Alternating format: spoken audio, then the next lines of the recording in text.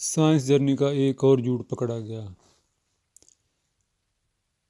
जब मैंने science journey को बताया कि यून जोंग ने लिखा है कि पनीनी से पहले 2 लिपियाँ थीं जो कि सिंधु घाटी की थीं, लेकिन साइंस जर्नी इसको मानने के लिए तैयार नहीं था। तो ये मैं यहाँ पर इसका सबूत दे रहा हूँ।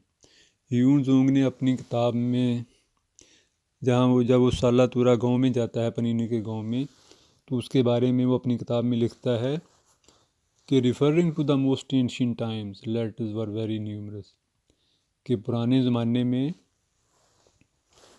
जो लिपि के जो लेटर होते थे वो बहुत ज़्यादा होते थे।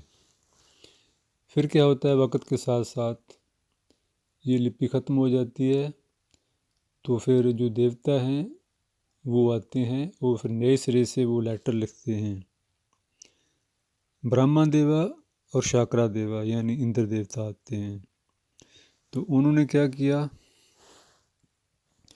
उन्होंने फिर से एक नई लिपि बनाई जिसके लेटर जो थे वो बहुत कम थे और लोग इसको भी भूल गए। तो फिर क्या होता है कि ऋषि पनीनी जो है वो आता है। तो वो बहुत पढ़ा लिखा था, समझदार था, तो वो चाहता था कि इसको फिर से ठीक करे, फिर से लिपि बनाए। तो उसने एक नई लिपि तैयार की जिसको ब्राह्मी लिपि कहा जाता है। तो ये तीसरी लिपि थी। इससे पहले 2 लिपियाँ थीं जो बनाई गई थी और दोनों लिपियाँ सिंधु घाटी की हैं, लेकिन साइंस जर्नी इसको मानने के लिए तैयार ही नहीं है। आप जो लोग इंग्लिश पढ़ सकते हैं वो यहाँ देख सकते हैं कि यहाँ जो मैंने लिखा है वो सही बता रहा हूँ या मैं गलत बता रहा हूँ।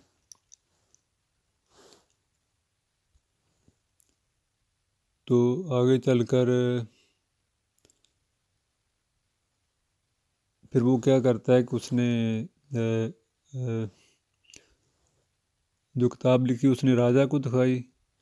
तो राजा ने कहा कि जो भी इसको ज़बानी याद करेगा तो वो उसको 1000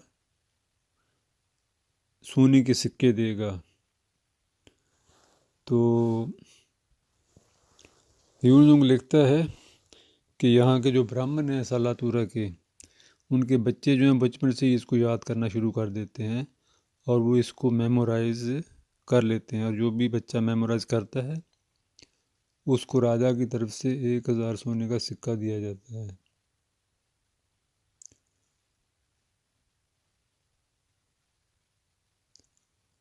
तो सिंधु घाटी में 2 लिपियाँ थीं। अब जो पहली लिपि थी वो मैं आपको बताता हूँ कि वो कैसी थी। वो ये आप देख रहे हैं, ये वहाँ के जितनी भी सिंधु घाटी की लिपि के जो लेटर हैं वो सब के सब यहाँ पर लिखे हुए हैं इस चार्ट में। तो इसमें आप देखें जानवरों की साइन है, इंसानों के हैं, फिश के हैं, मुर्गे वगैरह भी नज़र आ रहे हैं, भेड़ें और मछलियाँ नज़र आ रही हैं। ठीक है, तो ये इसको इजिप्ट के लोग जो हैं इसको यूज़ करते थे, इसको हायरोग्लिफ्स कहते हैं।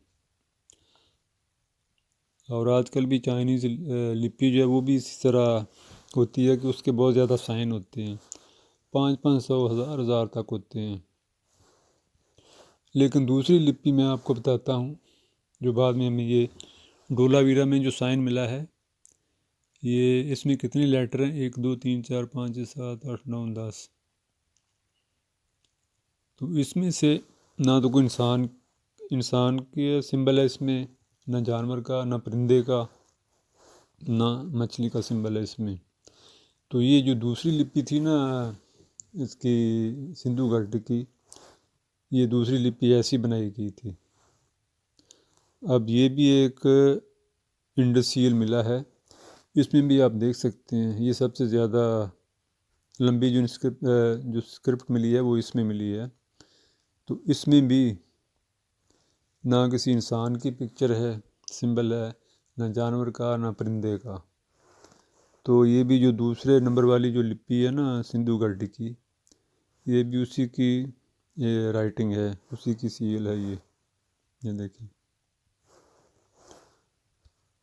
और ये देखिए इसमें कैसे जानवरों के सिंबल नज़र आ रहे हैं, इंसानों के, परिंदों के, चरिंदों के, हैवानों के।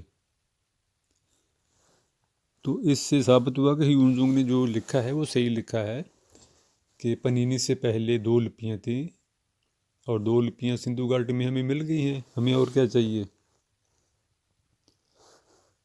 हमें किसी और एक्सपर्ट की ज़रूरत नहीं है। ये आप फिर से देख लें, ये दूसरे नंबर वाली लिपि है सिंधु घाटी की और ये यहाँ पर पहले नंबर वाली है। और तीसरे नंबर वाली जो है वो ये है, ये पनीनी की बनाई हुई है, जो ये ब्राह्मी लिपि है, इसको भी आप देख सकते हैं। तो 3 लिपियाँ एक साथ। ब्राह्मी लिपि ये शायद 4th सेंचुरी BC में बनी थी, या 5th में या 6th में। और उससे पहले वाली, ये सबसे पहले वाली, और ये दूसरे नंबर वाली लिपि सिंधु घाटी की, और ये होगी तीसरे नंबर वाली। तो इससे साइंस जर्नी जो है उसका बिल्कुल ही भांडा फूट गया है।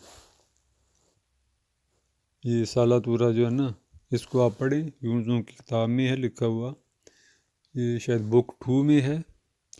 और ये जिस किताब से मैं देख रहा हूँ उसका पेज नंबर 115 बनता है और ये इंग्लिश में है। आप में से जो लोग इंग्लिश पढ़े लिखे हैं वो इसको समझ जाएंगे। तो देख लो, साइंस जर्नी एक बार फिर से डिबंक हो गया, एक्सपोज हो गया है, और उसके झूठ का पर्दा जो है वो फाश हो गया है। तो सिंधु घाटी में सारे के सारे कान खोल कर सुन लो, सिंधु घाटी में 2 लिपियाँ थी, उसका सबूत हमें मिल गया है। और तीसरी लिपि जो है वो पनीनी की थी। तो इसको अब कोई डिनाई नहीं कर सकता, कोई समझदार पढ़ा लिखा आदमी, कोई मूर्ख ही इस बात को डिनाई कर सकता है, साइंस जर्नी जैसा।